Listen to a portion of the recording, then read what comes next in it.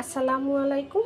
আজকের পর্বে করে দেখাবো খুব সহজ একটা চাইনিজ ভেজিটেবল, যেটা আমরা চাইনিজদের বেশি দামে কিনে খাই। খুব সহজেই বাসায় বাচ্চাদেরকে রুটি পরোটার সাথে বা পোলাওয়ের সাথে, ফ্রাইড রাইসের সাথে খুব সহজেই আমরা বানিয়ে দিতে পারবো।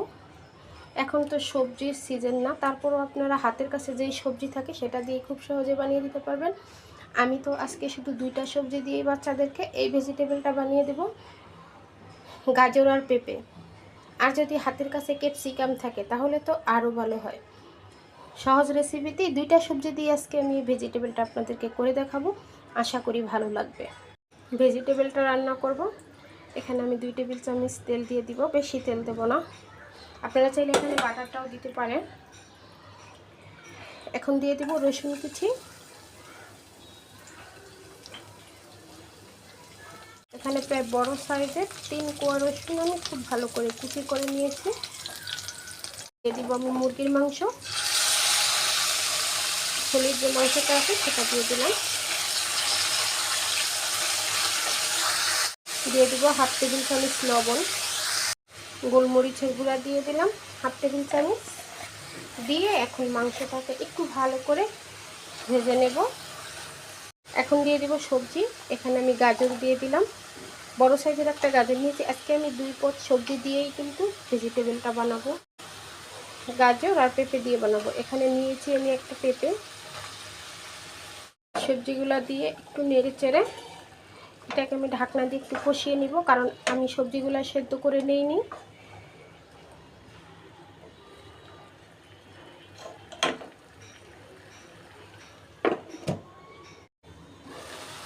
এখানে 1 টেবিল চামচ সয়া সস দিয়ে দেব। ভালো করে একটু নেড়ে চেড়ে কষিয়ে নিয়েছি। সবজিটা কিন্তু অত বেশি কষাতে হবে না, এতে করে সবজির কালারটা নষ্ট হয়ে যাবে। এখন এখানে আমি দিয়ে দিব 1 কাপের মতো লিকুইড দুধ।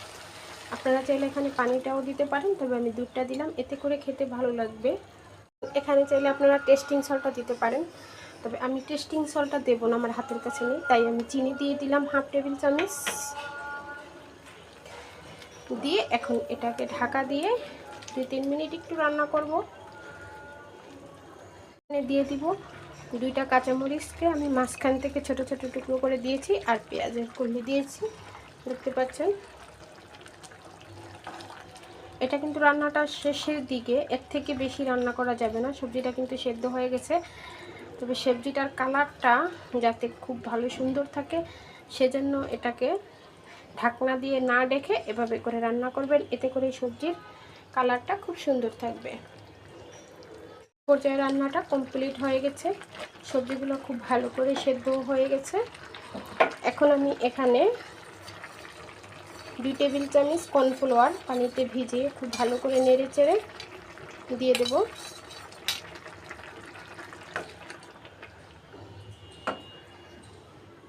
দিয়ে নাড়াচাড়া করে দিবেন, এতে করে গ্রেভিটা খুব সহজেই ঘন হয়ে যাবে। আবার বেশি দিতে যাবেন না, এতে করে আবার বেশি আটালো হয়ে যাবে। সবজিটা এখন নামিয়ে নিব। সবজিটা যখন চুলা থেকে নামাবেন, নামানোর সময় 1 টেবিল চামচ ঘি দিয়ে দিবেন। এতে করে হবে কি, ভেজিটেবল থেকে খুব সুন্দর একটা স্ট্রং ঘিয়ের ফ্লেভার আসবে, খেতে কিন্তু অসম্ভব মজাদার হবে। এ পর্যায়ে আমার রান্নাটা কমপ্লিট। এখন আমি এটা চুলা থেকে নামিয়ে নেব। চুলাটা বন্ধ করে দিয়েছি, আর আপনারা দেখেই বুঝতে পারছেন কতটা লোভনীয় হয়েছে সবজিটা। এভাবে করে বাসায় খুব সহজে বাচ্চাদেরকে বানিয়ে দিবেন। আপনারা এই ভেজিটেবলটা রুটি পরোটা সব কিছুর সাথে খেতে পারবেন।